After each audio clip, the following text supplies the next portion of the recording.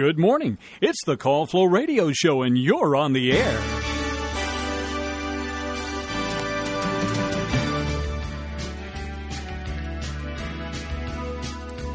Well, good morning, everyone. Happy Wednesday to you. It is, of course, time for Call Flow. We'll have the mics open up for you. Of course, that is 434-394-0924 if you want to give us a call and talk about something. It's Wednesday, so I don't just have information for you. I have Chris Wood with me as well. Good morning, my dear. Hello, everybody.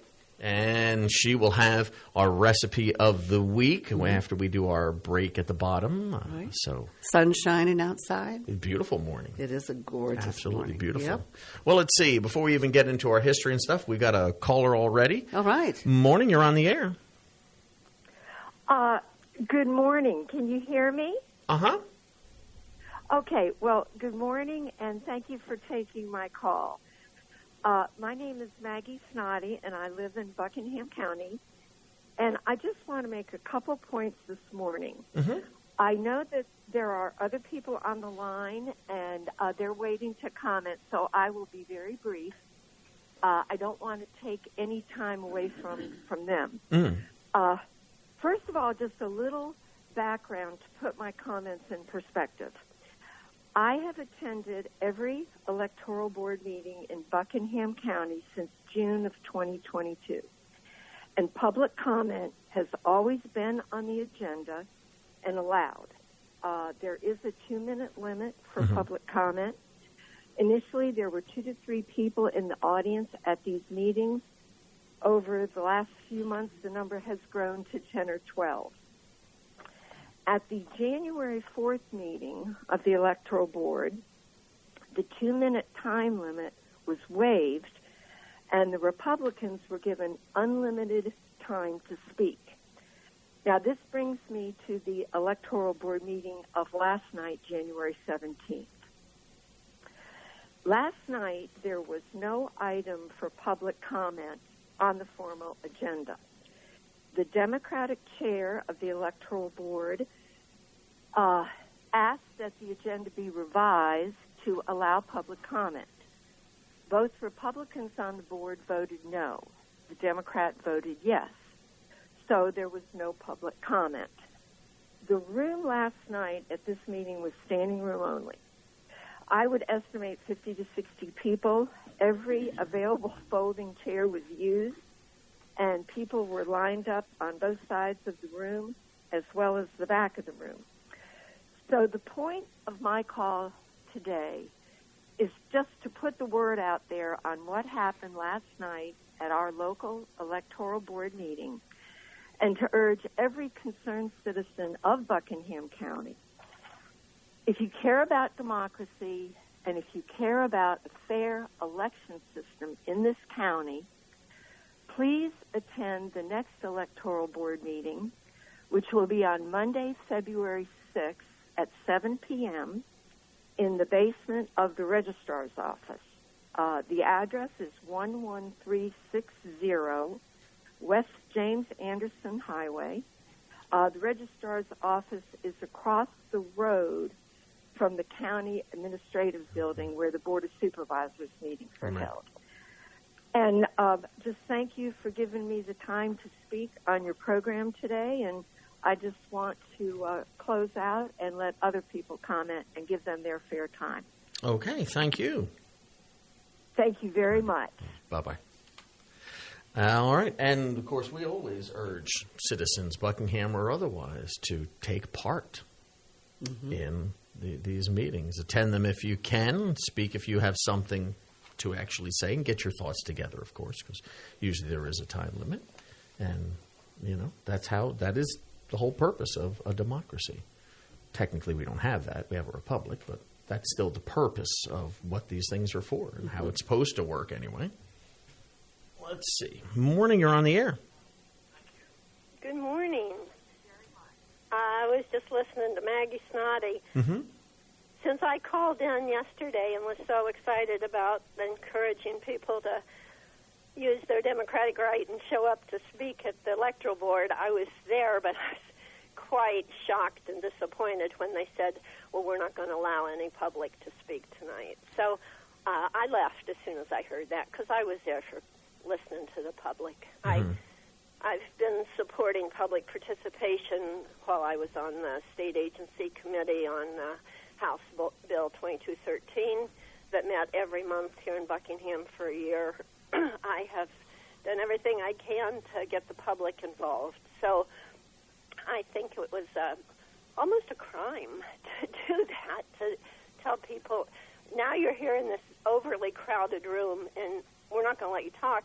And what's more, what I hear that they did after I left was they went into closed session and they were in there for 2 hours and everybody just sat around waiting or going home. So a democracy looks like it's not working very well for Buckingham at this point. I just like people to know that, and I don't know how they plan to let people comment in the future, but it will be interesting to see. It will. I'd be curious to know, I mean, if what the lady said was true, where, and I know it's typically 2 minutes in Buckingham, if they all of a sudden make exceptions and then they don't put time limits, or then they decide last minute, no, they're not going to let anyone, well, there needs to be in place, what is it? If it's going to be the public can speak at meetings and it's 2 minutes, then that's it, and there is no last minute changes. It's fair for everybody, and it stays that way. If the board starts doing that kind of stuff, they need to be called out on it. Yeah, what do you do when you call them out? I don't know what needs to be done. You get on a call like this, and you put it out there to the public. You put a letter in the paper to the editor. You put it in writing in emails to every one of those supervisors and the county administrator, and you don't stop. And then when election time comes, you vote for someone else instead of the same person who's in there now and making those bad choices. Beyond that, I don't know what you do. That's all you can do is keep at it. Was that meeting supposedly a public meeting, or? Yeah. It was a public meeting. Public meeting. Yeah, it was their Interesting. monthly electoral board meeting. Right. And they went to great lengths at the previous meeting to say we need to change the time. Instead of having it in the morning, we need to have it at night so more people can attend. Right. So this was the first nighttime meeting. Yeah, they were always used to be in the middle of the day. So they decided amongst themselves, or they had a vote or whatever, that they weren't going to take Public comment. public comment. Yeah, there was no announcement of that. Everybody, I mean, that's why we were calling you yesterday to say, be there. Yeah. This is important. Be there. Use your democratic rights and show up and be heard. But nobody was heard, Wow. sadly. Oh. Yeah, so as soon as I got home last night, I did write to Brian Carlton at Farmville Herald. Okay. I said voices were being stifled at this thing, and, whose decision is this and what's going to happen next? So Yeah. I agree with you. There are some things that the public needs to do. They do if they want to. It reminds me of Ben Franklin, whose birthday we would have just celebrated. After our first Continental Congress and we basically created our independence, a woman asked him, well, Dr. Franklin, what have we got? And he said, you have a republic, madam, if you can keep it. Yeah. Meaning it's up to you. It's up to the people. And we've become very complacent. And we're going to lose the republic that we have left if we don't become involved. You're absolutely right. It's So. not headed in a good direction. I'm looking at what's happening nationally as well. Yeah. Pretty concerning. And when you start seeing it happen on a local level, then you better be scared. Then you're in trouble. Yeah, if you don't have democracy where you live, you don't have it anywhere. Very true. Very true. Yeah. Well, we appreciate your calling. Okay, I appreciate you. Take care. Bye-bye. You've got to be involved, folks. One way or the other. You've got to be involved. Maybe you don't go to the meetings, doesn't fit your time. Then be vocal. Then write letters, write emails. Off they go. I have sent letters to representatives who have replied, in my opinion, rather horrible fashion, and so they got a letter right back. No, that complacency is what gets you in trouble. All right, let's look at our history for this. It is, of course, the 18th day of January. Yes. We'll go back to 1778. English navigator James Cook, Captain Cook, reached present-day Hawaii. He, of course, called them the Sandwich Islands after Lord Sandwich. 1911, that's a big jump. First landing of an aircraft on a ship took place. Eugene B. Ely brought his Curtiss biplane in for a safe landing on the deck of the armored cruiser, the USS Pennsylvania, when it was in San Francisco Harbor. Pretty wild. That was 1911. 1913, David Daniel Kaminsky was born in New York City. You know him better as Danny Kaye, a wonderful entertainer. Yes, he was. 43, of course, we're during the war now. Jewish insurgents in a Warsaw ghetto launched an initial armed resistance against Nazi troops. Of course, they would succeed in crushing that rebellion. Another big jump all the way to 1975.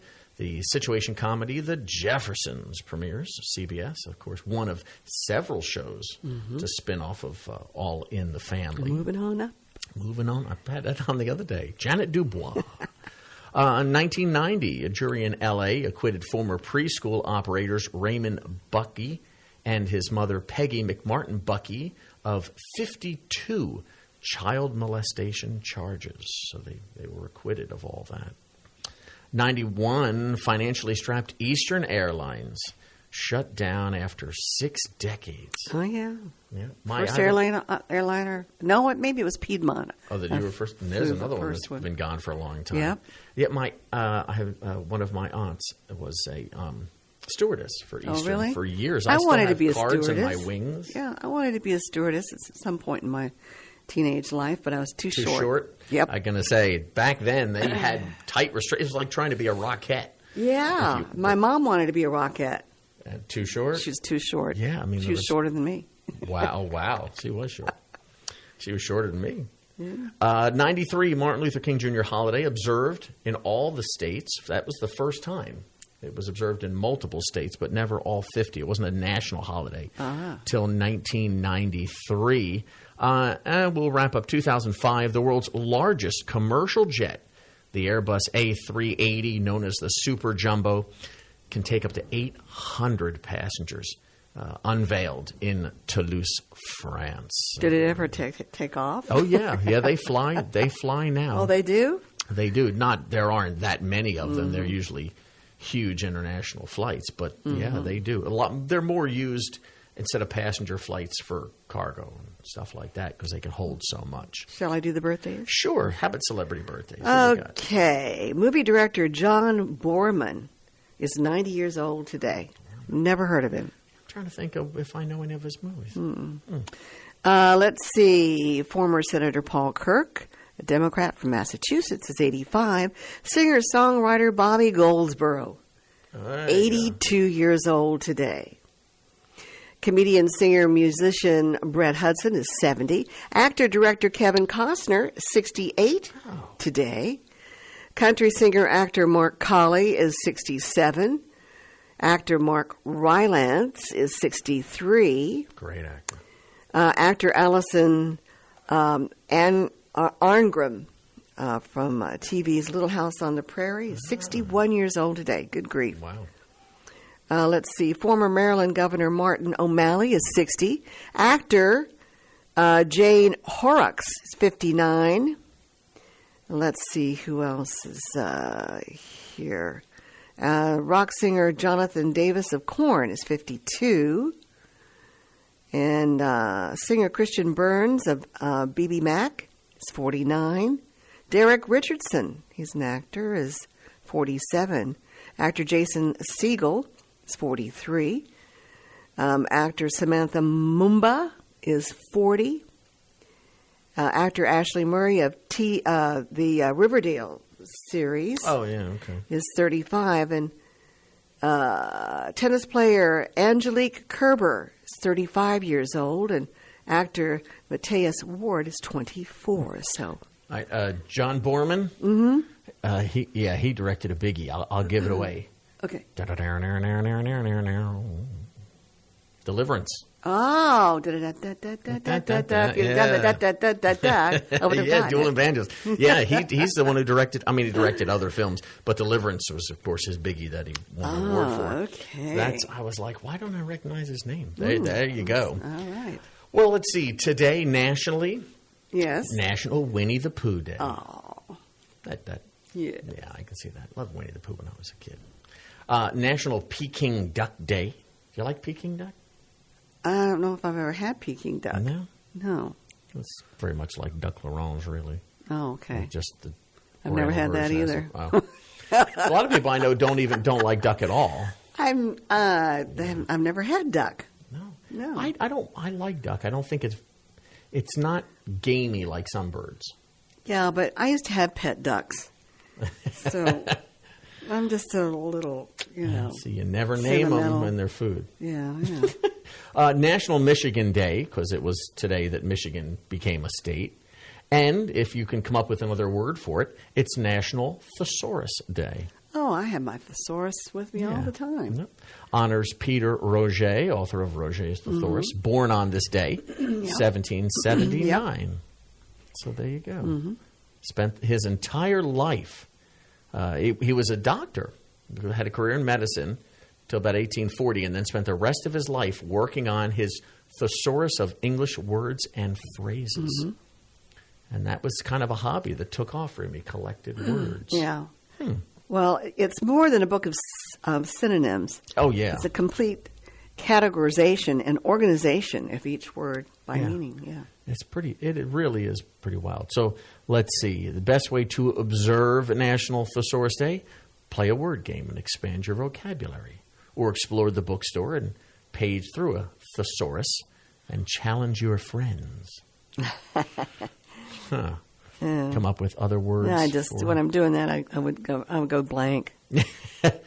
Yeah, they're right. The modern thesaurus, though, it's not just synonyms, but idioms and phrases. It's got a lot of stuff to it. So pretty cool.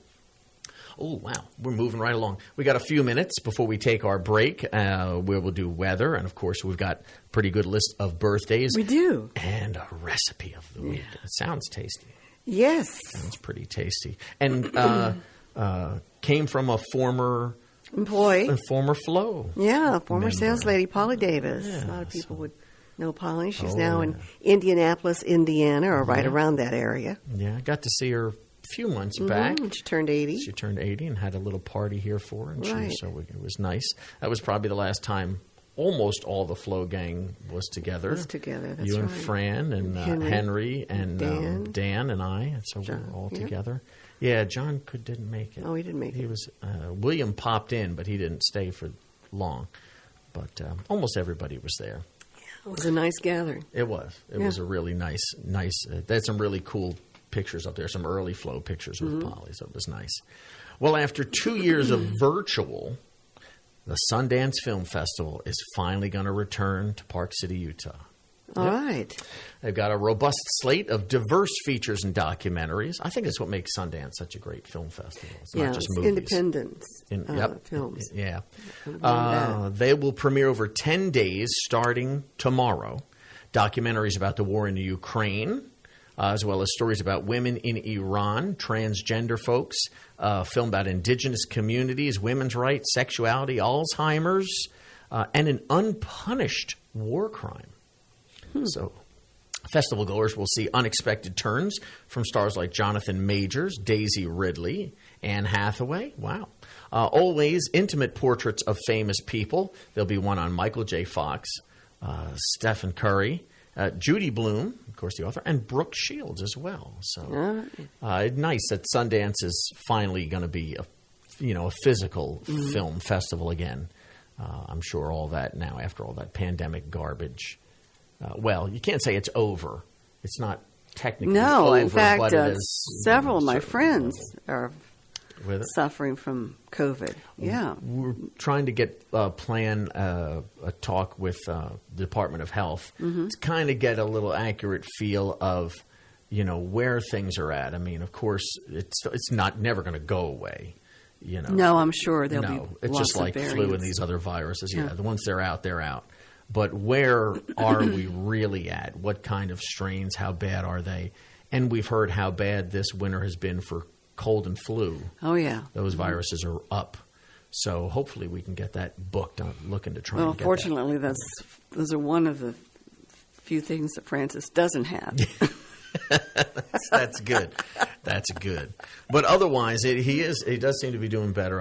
When I talked to him the other day, his voice got an a MRI. little bit He's got an stronger. MRI scheduled tomorrow, so Yeah.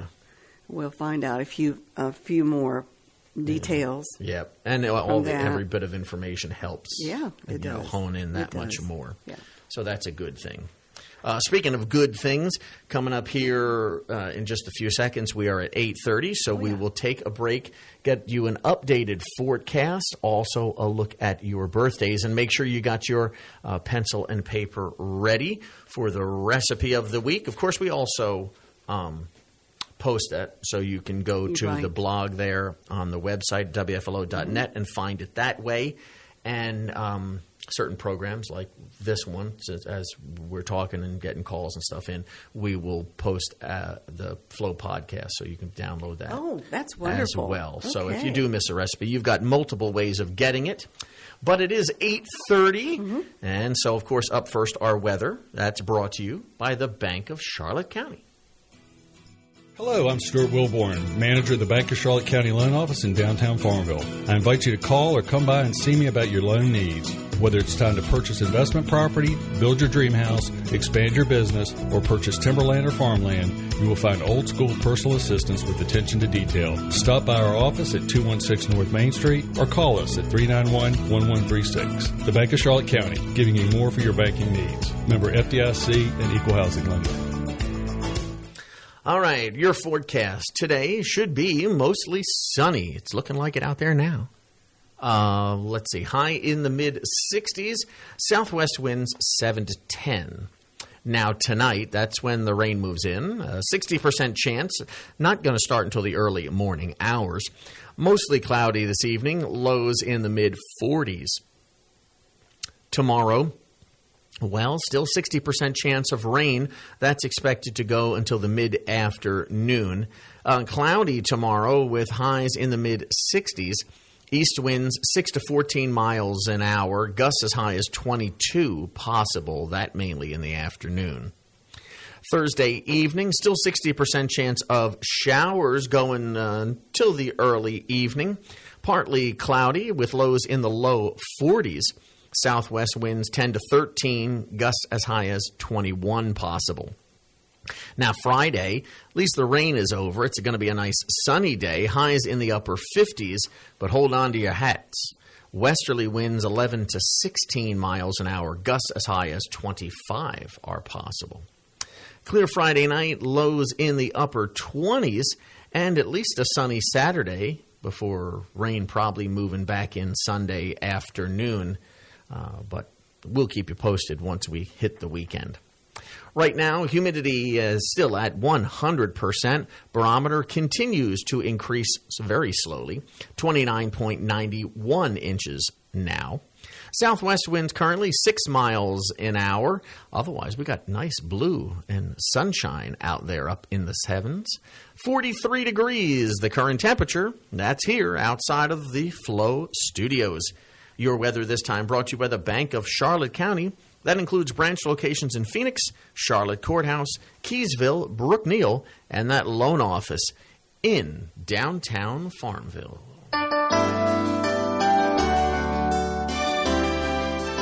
Well, you know that means time for your birthday and anniversary calendar. And your birthday and anniversary calendar brought to you today by Terry Atkins, Wilson PC. Well, we've got a pretty decent list. Do we want to split them? Do you want to do them all at once? Oh, let's do them all at once. All right. If you're going to do them all at once, then I've got a quick message, and we'll be right back with those names. The law office of Terry Atkins Wilson, PC, is located at 117 North Main Street in downtown Farmville. With deep roots in Farmville and our surrounding communities, Terry and her legal staff specialize in real estate law, wills and trusts, business formations, and collections. Experience and professionalism are extended to every customer in every case.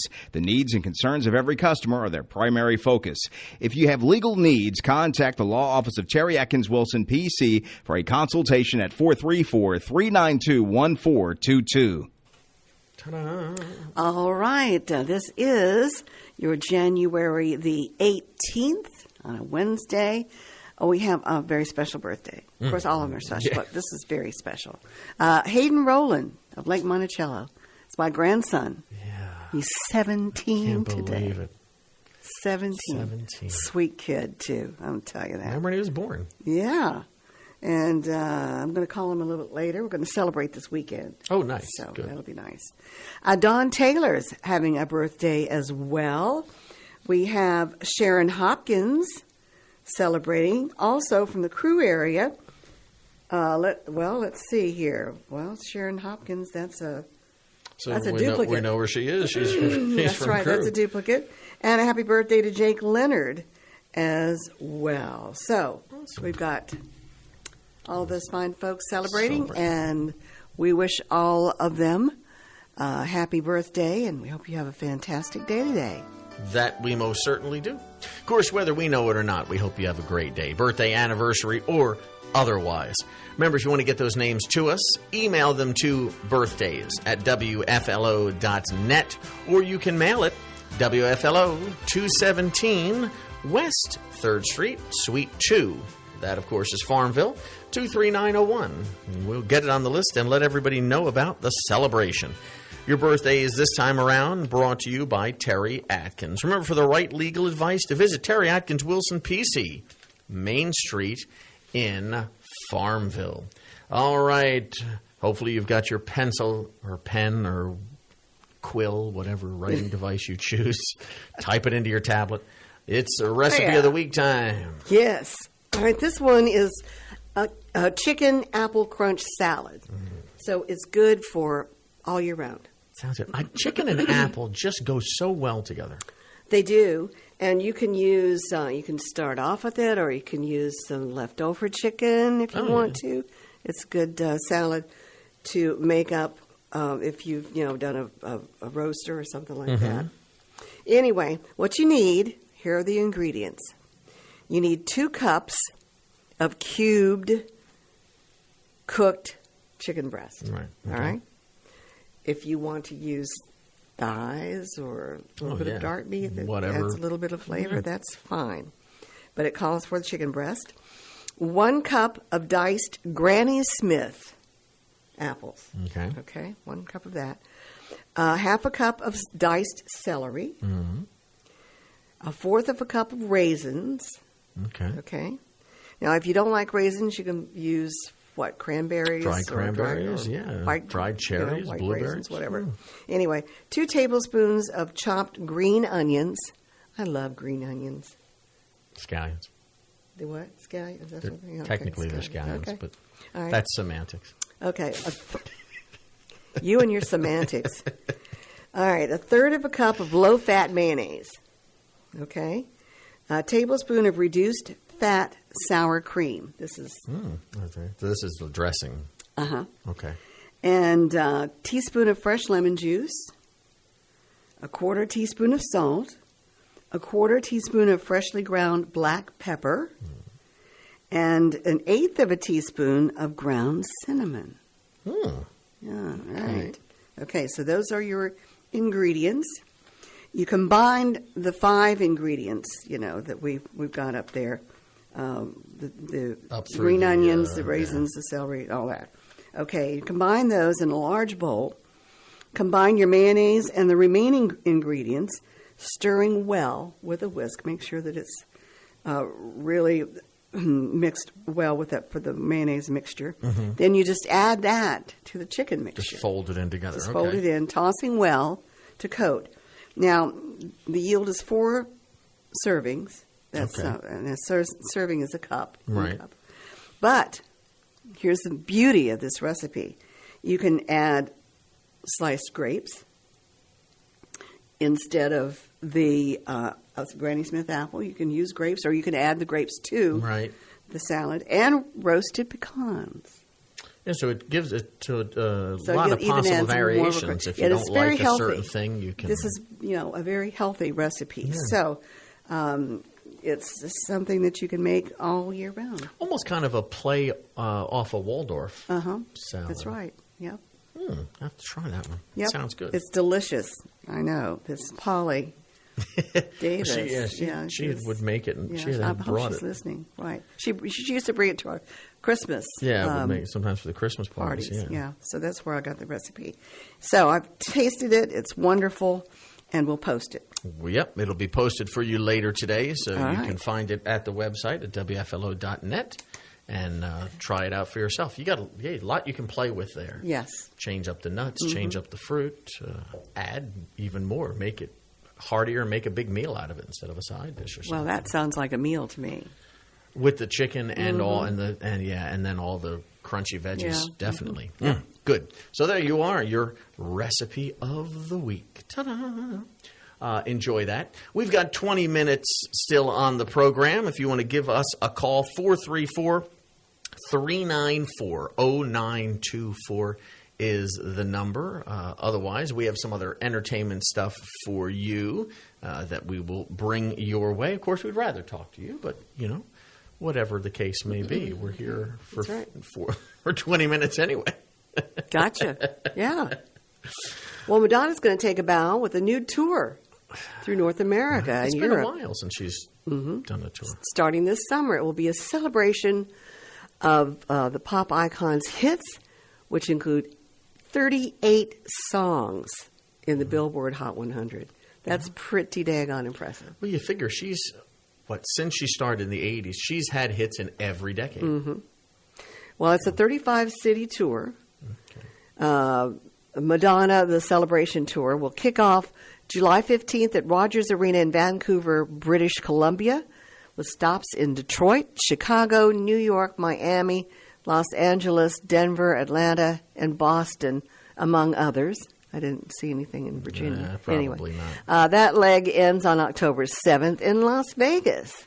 Then the Material Girl has 11 dates in Europe, including London, Barcelona, Paris, Berlin, Milan, and Stockholm, among others. The tour will wrap up in Amsterdam on December the 1st. So she's going to be a busy busy lady. 6 months. That's a pretty, Yeah. 5. But that's a long tour for North America, Europe, practically a world tour. Yeah, they probably won't. I mean, it usually we end up having to either drive down to Raleigh or go to D.C.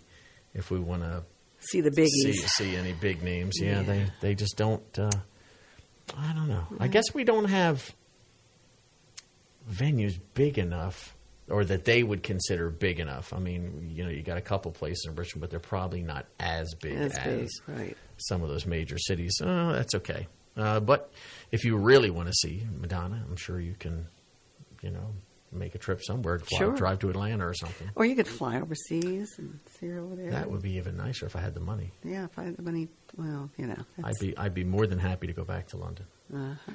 Wow. Well, congratulations to Sally Field as well. She is being honored at the 29th Screen Actors Guild Awards with the Lifetime Achievement Award from That SAG. is fantastic. Yeah. She's quite a lady. Really, and she has proven over the years her acting range. The Actors Guild announced this yesterday. Field will be the 58th recipient of the Tribute Award following recent honorees that included Helen Mirren, brilliant actress, Robert De Niro, Alan Alda, and Morgan Freeman. Quite a list there. Yeah, good company. She's 76 years old. I didn't realize Remarkable. Won 2 Oscars, 3 Emmys over the years, received the National Medal of Arts. That was back in 2015. And Kennedy Center, I remember watching that one on PBS. That was 2019. Her recent credits include Jessie Buss on Winning Time and the 2015 film Hello, My Name is Doris. She will co-star in the upcoming 80 for Brady. Oh, that's the new comedy. It's based on a true story about Tom Brady? These old women. Yes, exactly. It's these old women who wanted to go see Tom Brady. It's Sally Field and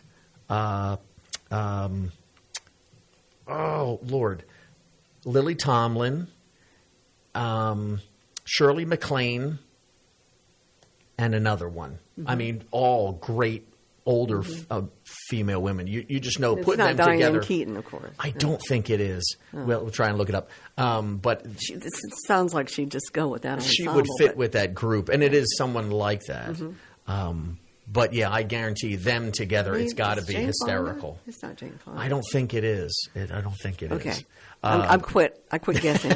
SAG Awards will happen on the 26th of February, so we're very happy to hear that Sally Field will be getting that award. That's kudos for her. She deserves that. Oh yeah, she deserves that, being honored after all this time. Well, comedian Leslie Jones will be taking a temporary whirl as host of The Daily Show this week, and viewers can expect Jones' trademark some blunt, edgy humor. Now, she jokes she'll bring her vulnerable honesty to the role. Jones stand in as host on yesterday,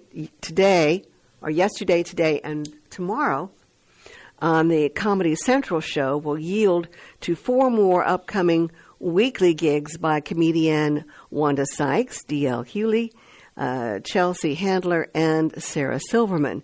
While this week marks the first time Jones has appeared on The Daily Show, she's no stranger to emceeing shows. She's guest host The Ellen Show and took charge of ABC's game show revival, Supermarket Sweep.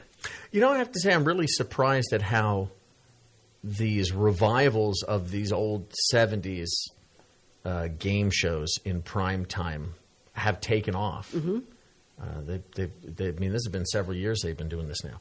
And I misspoke. Jane Fonda is in it. Thought maybe she would be. And it's not Shirley MacLaine. It's Rita Moreno. Okay. Those are the 4. Jane Fonda, Sally Field, Rita Moreno, and Lily Tomlin. I think we saw that on a trailer.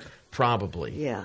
But, I mean, Sally Kirkland is also in it. Harry Hamlin is in it. Sarah Gilbert.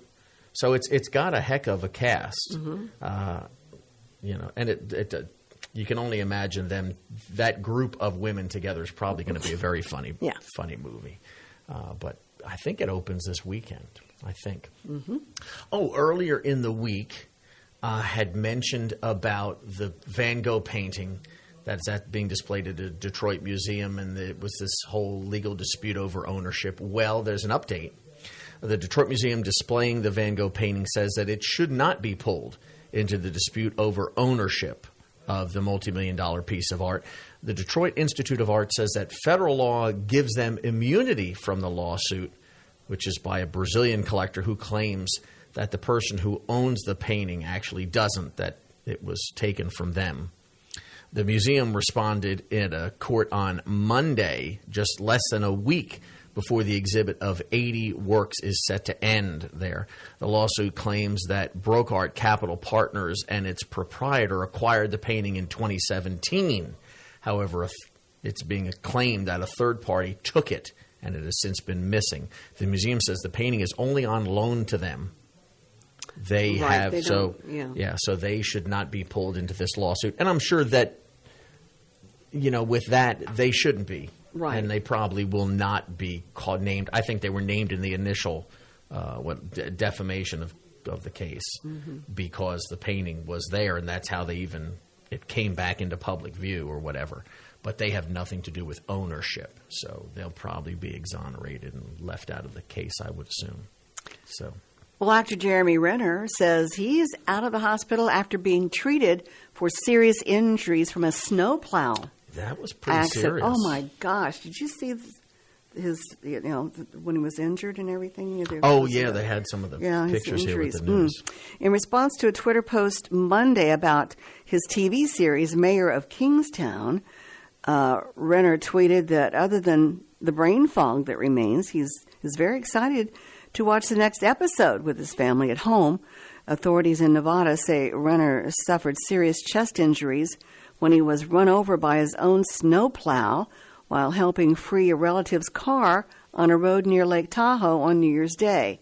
Remember, they had that a lot of snow there, bad storm. Snowstorm. Anyway, the 52-year-old Oscar nominee also plays Hawkeye in Marvel's Avengers movie. So he's quite busy. And he's quite lucky, too. Very lucky to be alive. It was, from what they made it sound, it was touch and go there for a while. And Mayor of Kingstown, I've never seen that. I don't know anything about that TV series. I've never seen it. I do remember seeing him. The first time I saw him was Hurt Locker. That one about the Iraq bomb disposal, and that was brilliant. Right. I mean, that deserved to win Academy Award because it was really a remarkably and just brilliantly done film.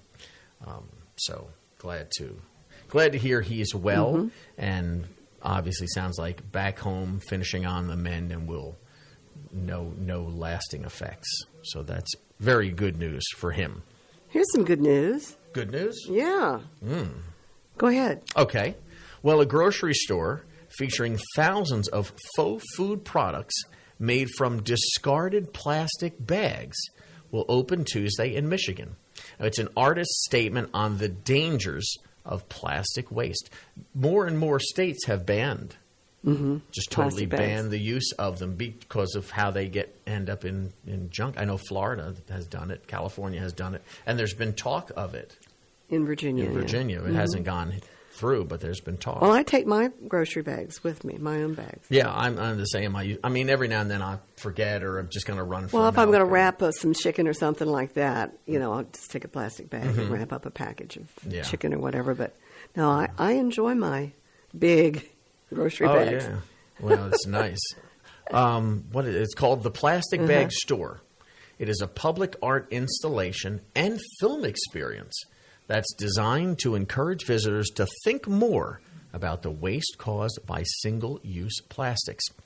Now, the store, which is in Ann Arbor, Michigan, features shelves stocked with renderings of meat, eggs, cakes, and other foods, all made from single-use plastics that were either picked up on the streets or taken from garbage dumps. So it's all been recycled. Theater and film director Robin Fraught says she got the idea for the project several years back while watching someone bag, double bag, and even then triple bag. Well, some of those plastic bags, they have holes in them when you get them brand new. I know. That's crazy. And they rip. Yep, they're terrible. Let's see here. Morning, you're on the air. Good morning. Morning. Thanks for taking my call. Certainly. And as always, thanks for being there for us. Yeah.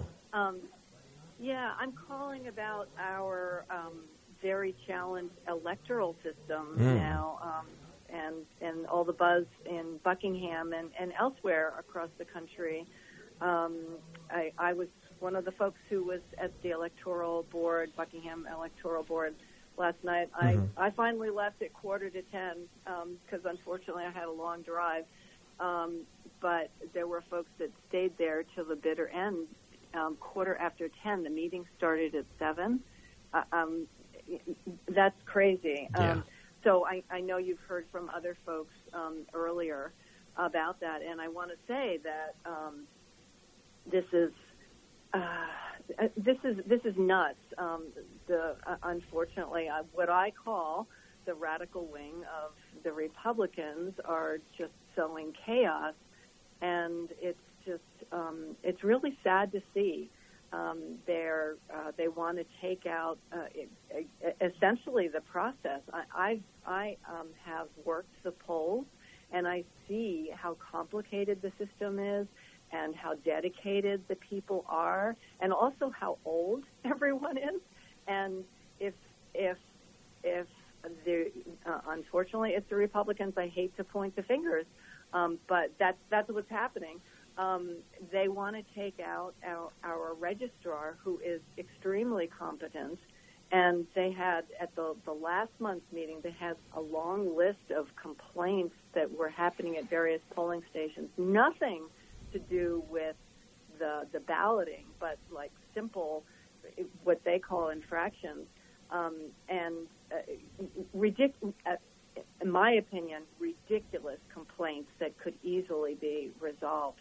and they want to take the registrar out because of that. And who would they replace her with? I mean, what she does it requires a lot of experience, and there are a lot of poll workers that are saying that they're going to, if she goes, they would go too. And what would we be left with in Buckingham? And this is, my understanding is it's happened across the country too. This is hard work. The people who do it are have integrity, and this voter fraud issue is just ridiculous. I do not see voter fraud happening. No. And if we went to mail-in ballots, we wouldn't have that issue. And I understand that Oregon, which has moved to all paper ballots, mail-in, they have like 90%, I believe I've heard, voting rate. So it really increases the voting when people can do absentee voting. And this process is complicated and expensive, too. Well, and I'm sure it does increase it. You figure there are a lot of people who, if the elderly or whatever their condition, they can't get to wherever their polling place is. And then some, I know, like you and Fran, you guys have to travel a long time to get to yours. We did have to, but we don't finally changed it. Yeah, they changed it. So some people, it's just with working because they have yet to make Election Day a federal holiday, so people are off to ensure they have the time. I'm sure the numbers do increase if people have the chance to mail in their ballot as opposed to going. But, it is sad. We see it more and more. Well, it's just like with everything, whether it be the Republican Party, the Democratic Party, terrorism groups. It are these extremist factions, which are actually small groups of people. They are not the majority, but they give a majority a bad name. And you would think that the majority of people in that group that are being criticized because of this small faction, that they would be the first people to stand up and want to put down these radicals. But they seem very silent, which surprises me. But. And there were about I think I said there were about 40 people that showed up last night. I don't know whether they were Democrat or Republican, but they were 40 very concerned people versus a handful of radicals that are trying to take this process down. But, as you were talking about access, there's another thought. I just think we ought to have a whole lot more discussion about voting. There is evidence that if you start the voting age at 16, that you have a retention rate. You have a much higher turnout, which the oligarchs really don't want turnout. No. But if you start people voting at age 16, they're learning about the electoral process in school. So we actually learn something that we can apply to our life, and they get practice at it, and they get the moral support and the informational support from school before you even graduate. Well, and the younger people they're also, let's be honest, for most people, a little more tech savvy. So they're probably able to do their research and find more about the people they're voting for, maybe a little bit easier or quicker than others. Yeah. So that's a plus for them. But it's certainly a concerning issue. Yeah, I just want to encourage everyone to, again, show up at the next electoral board meeting. I'm pretty sure Maggie Snoddy said the date, and I don't have the date right off the top of my head. I didn't write it down. We'll it's find February it. the 6th, I think. I know it's the beginning of February, but that's February the 6th. I think that's what she said. Yeah. Okay, that's the next Tuesday, right? Yeah. Let's see. 2 weeks. Not next Tuesday. That'd be the 31st, so following Tuesday. It would be, February, it would be the 7th. Oh, gosh. I'm sorry. I don't have that date. Yeah, 7th, I think, is the Tuesday. They can call into the registrar's office to find out when the next electoral board meeting is. Yeah. Well, people need to get involved. And here we're, people in Buckingham are being vocal about what's going on. This is happening in other counties too. It's not just, we're just hearing about it because people in Buckingham are calling and making their voices heard. But this is happening in other counties. We're just not hearing from people. Yeah, I really encourage people to call in to your show and talk about it, and also show up at these meetings. Yeah, it's the only way your voice is heard. You've got to make yourself heard. Yes, unfortunately, because they cut out the public comment period last night. And I was actually sitting next to Supervisor Bryan, who spoke up several times saying, you can't do this. You already have a precedent for public comment. You have to do it. But they had already voted 2-1. The Electoral Board has 2 Republicans and 1 Democrat, which is kind of maddening too. It's like, why? According to the rules, I don't know if the others spoke about it, but according to the rules, the Electoral Board has to have whoever is the governor at the time. You have 2 of the Electoral Board members have to be that party, right? And then I'm not saying it quite correctly. No, but it's got to tie into that party. You're right. I hate to cut you, but we have got to go. I thank you for your call. Okay, thank you very much. Take care. Have a good day. Bye-bye. All right, my dear, we got to go. See you next week. Okay. WFLO AM 870, Farmville.